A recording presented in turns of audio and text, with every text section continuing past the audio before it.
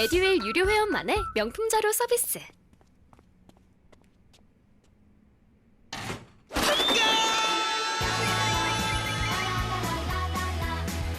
고퀄리티 명품 자료의 혜택. 오직 에듀윌 유료 회원에게만. 자, 다음에 4번 문제를 풀어보겠습니다. 자, 어문 규정에 맞지 않는 것. 자, 어문 규정입니다. 자, 한글 맞춤법에 나오는 문제죠. 어문 규정 문제인데, 맞춤법 문제인데, 자, 끝에 요를 쓰느냐, 오를 쓰느냐 이 문제가 되는 거예요. 우리가 보통 자, 요를 쓸까요? 오를 쓸까요? 이 두 문제 나온다면 요와 오는 우선 형태적으로 좀 차이가 있어요. 자, 우선 요는 연결형일 때는 무조건 요입니다. 연결일 때는 어미가 되겠죠. 연결형 어미가 되는데 연결형일 때는 무조건 요를 쓰라. 그죠? 근데 종결형일 때는 조사가 됩니다. 그때 요를 씁니다. 우리 한번 예를 들어보죠. 예를 들면 자, 이것은 붓이요. 자, 붓. 저것은 먹이다. 자, 이 문제나 또는 그냥 뒤에 이것은 붓이요. 딱 끝났다면. 자, 딱 끝났다면. 그러면 얘는 연결이니까 연결은 그냥 무조건 요입니다. 요예요. 그러면 종결이 문제인데 종결은 오도 종결형입니다, 여러분들. 오도 종결형이에요. 얘는 품사가 어미가 해당됩니다. 그러면 자, 예를 들어 보죠. 자, 예를 들면 자, 이것은 여기다 쓰면 안 되겠죠. 이것은 어서 빨리 밥을 먹어요랑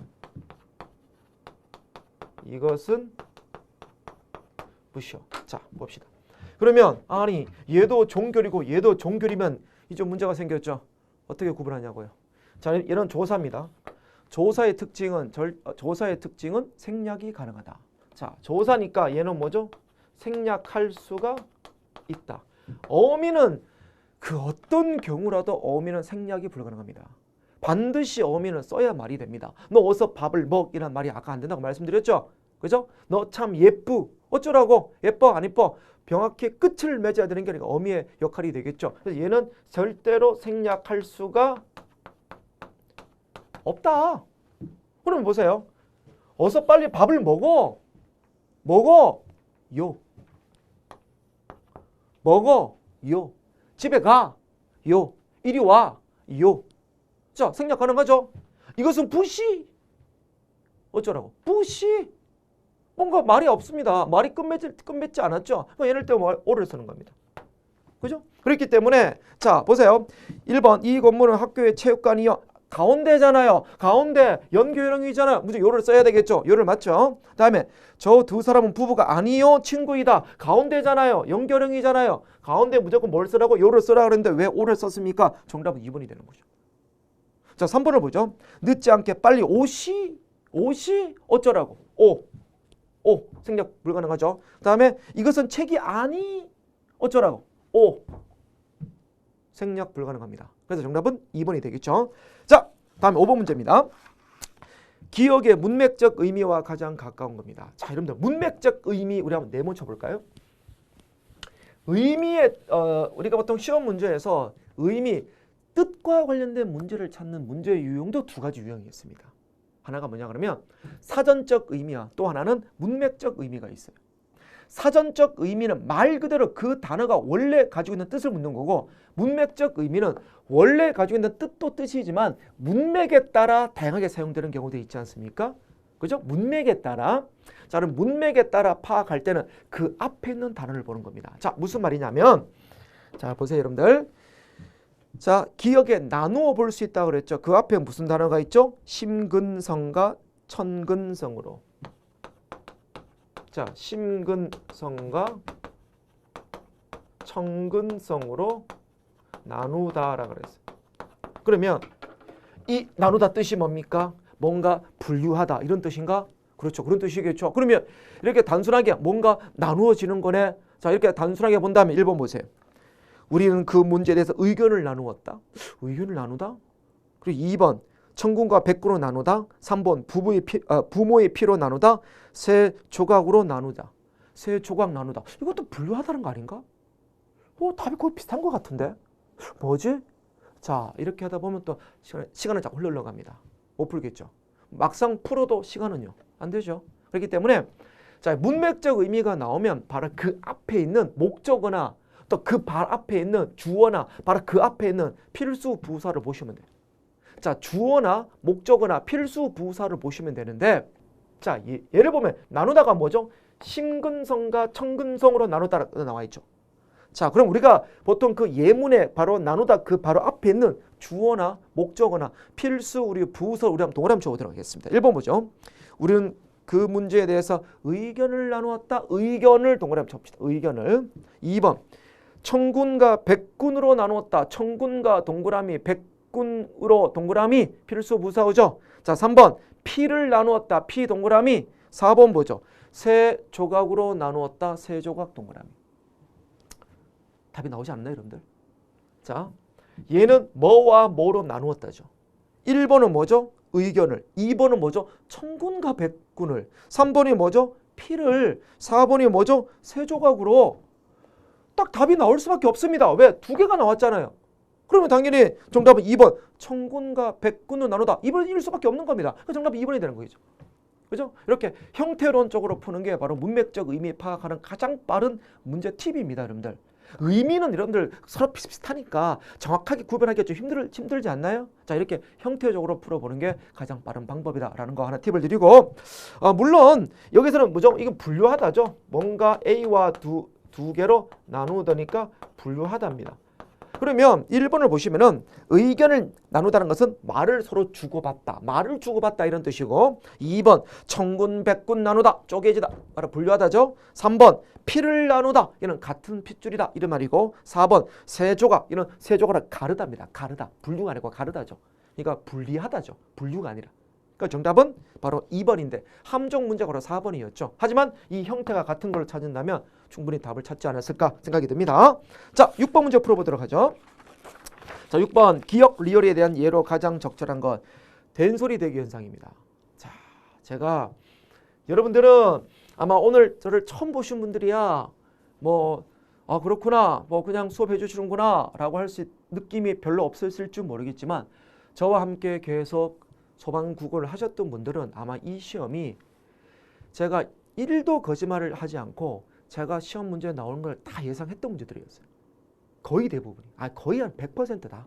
그죠? 심지어는 시조까지 제가 이번에 많이 출제가 될 것이니 시조 많이 하세요 해서 제가 시험 치기 바로 보름 전에도 제가 특강으로 시조까지 수업했던 사람입니다. 그죠? 그래서 제가 무조건 나온다고 했던 문제가 거의 다 나왔다고 해도 저는 과언이 아닌데 특히 제가 뭐라 그랬냐 그러면 작년 우리 소방직에서 의문 현상 같은 경우에는 축약이나 탈락이나 첨가 이런 부분들 좀 출제가 되었습니다만은 올해는 제가 그때 분명히 예상했었죠.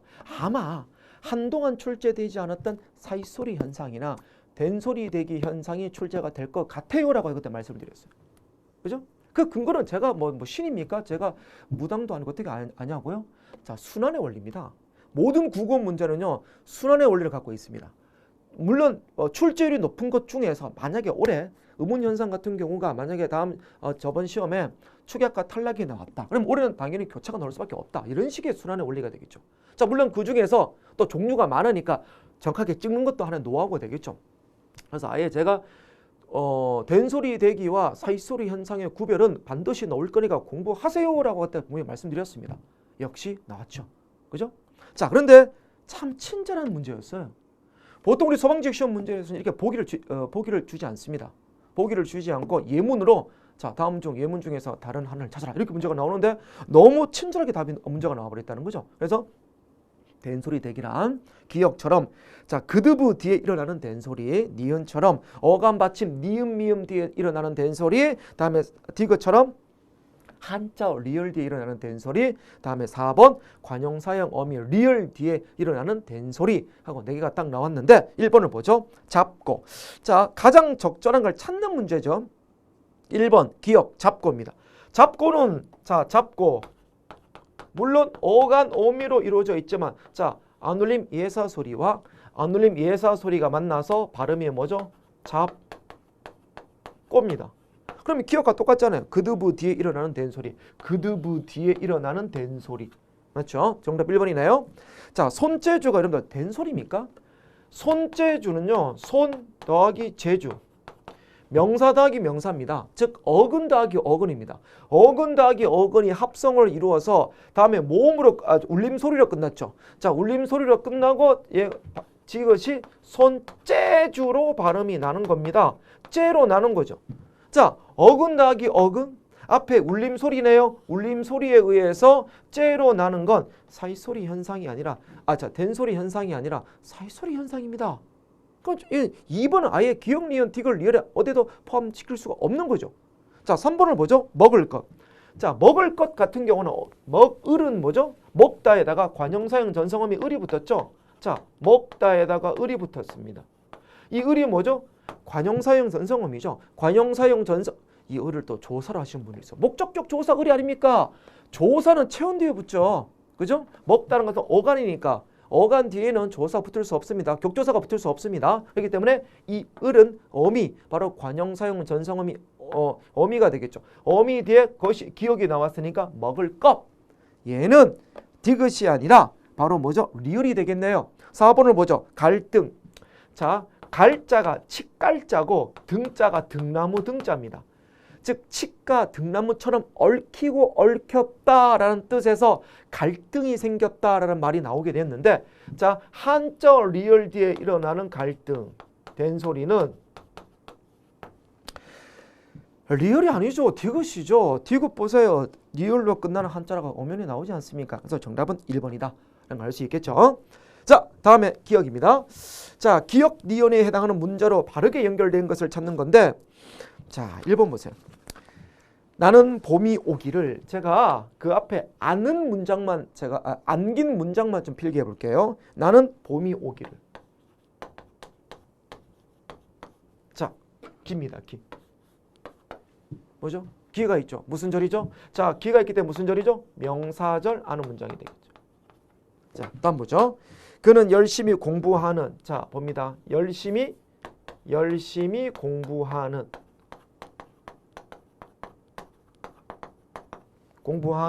자, 아는 문장이죠. 안긴 문장이죠. 자, 는이 붙었네요. 무슨 말이죠? 관형절 아는 문장이 되겠죠. 자, 그러면 정답은 답은 1번이네요. 금방 답이 나왔죠. 자, 2번을 보죠. 오늘은 밖에 나가기가. 자, 밖에 나가기. 자, 기가 붙었죠? 무슨 절이죠? 명사절이네요. 오케이. 다음 보죠. 누나는 마음이 넓다. 자, 누나는 마음이 넓답니다. 주어 2개가 나왔죠. 서술어가 나왔죠. 주어 2개가 서술어 하나고 마음이 넓다가 전체 P1 역할을 한다 그랬죠. 무슨 절이죠? 서술절이네. 서술절이죠. 그죠? 서술절이고, 자, 다음에 3번. 제가 또 이 안긴 문장, 아는 문장 하면서 제가 그때 말씀드렸어요. 안긴, 아는 문장에 나오면 반드시 서술절로 여러분들 유혹할 게 많이 나올 것이니까 조심하시라 하고 많이 말씀드렸는데, 물론 얘는 유혹은 아니었지만 서술절이 나왔죠. 세 번째를 보죠. 그것은 내가 입을 옷이다. 자, 내가 입을. 자, 내가 입을. 자, 입을. 리을이 붙었네요. 무슨 절이죠? 관형절이죠. 벌써 답이 될 수 없는 거죠. 다음 봅시다. 활짝 핀.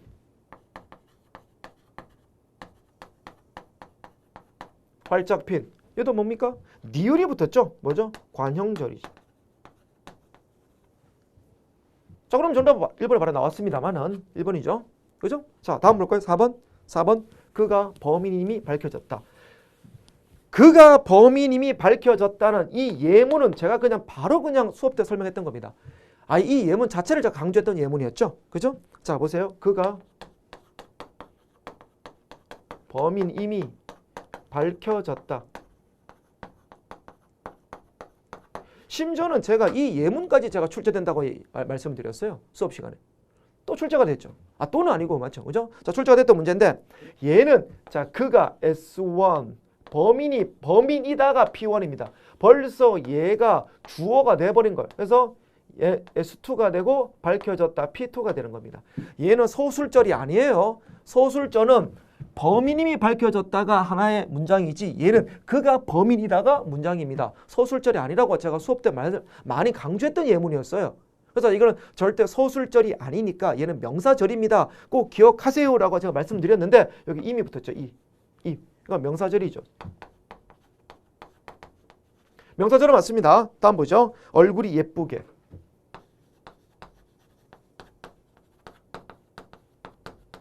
예쁘게. 개가 붙었나요? 개가 붙었죠? 뭐가 되는 거죠? 부사절이 되는 거죠. 개가 붙었으니까.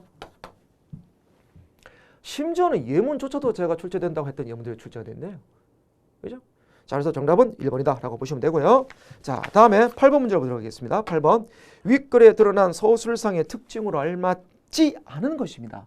자, 우리의 고전소설 춘향전이 출제가 되었습니다. 춘향전은 우리 서방직에서 한 5년 사이에 2번이나 출제될 정도로 좋아하는 작품인가 봅니다. 자꾸 출제가 되네요. 자, 보시면은 자, 1번부터 봅시다. 잔치가 열리는 장면이 묘사되고 있다. 어디 나와 있나요? 9째 줄에 나와 있죠. 이렇듯 요란할째 온갖 깃발이며 삼현육각 풍류소리 공중에 떠있고 붉은 옷 붉은 치마가 입은 기생들은 흰손 비단치마 높이 들어 춤을 추고. 축제 묘사죠. 자, 변사또 생일날이니까 온갖 기생들 다 모였겠죠. 화려한 잔치죠. 묘사하고 있죠. 그 다음에 2번. 인물의 심리가 표면에 드러나 있다라고 했는데 제가 누누이 했던 말 중에 하나가 뭐냐 그러면 문학 작품을 읽을 때 특히 산문을 읽을 때 소설을 공부할 때는 그 소설 문제가 뭔지는 몰라도 그냥 본문을 딱 읽을 때 무조건 심리가 직접적인지 간접적인지 꼭 확인하라 그랬습니다. 제가. 즉 직접적 심리 표현은 반드시 내가 물결표를 치라고 그랬죠. 그죠? 예를 들면 기쁘다, 슬프다, 밉다, 죽이고 싶다, 사랑한다, 아름답다 이런 표현들이 있으면 반드시 물결표를 꼭 쳐라. 왜냐하면 무조건 심리는 100% 문제화 시킬 것이다. 100%. 그죠?